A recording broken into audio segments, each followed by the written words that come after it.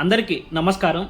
కువైట్లో మన Indian passport renewal చేయించుకోవడానికి కావాల్సిన డాక్యుమెంట్ పేపర్లు ఏమి అని ఈ వీడియోలో మనం తెలుసుకుందాం.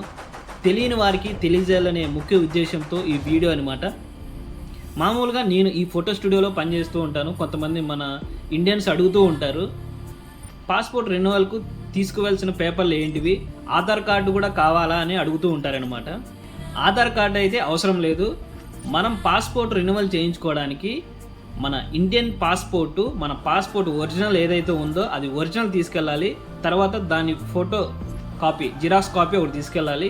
తర్వాత సివిల్ ఐడి, దాని జిరాక్స్ కాపీ ఒకటి తీసుకెళ్ళాలి అనమాట.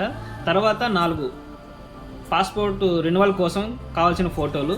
మామూలుగా మనం ఏదైనా స్టూడియోలోకి వెళ్ళి పాస్పోర్ట్ రెన్యువల్ కోసం అంటే మనకు ఫోటోలు ఇస్తారనమాట. ఫోటోలకు బ్యాక్గ్రౌండ్ ఏ కలర్లో ఉండాలి, ఎంత సైజు ఉండాలని పోయినసారి నేను ఒక వీడియో అయితే చేశాను. ఆ వీడియో కింద డిస్క్రిప్షన్లో ఇస్తాను, తప్పకుండా వెళ్ళి చూడండి.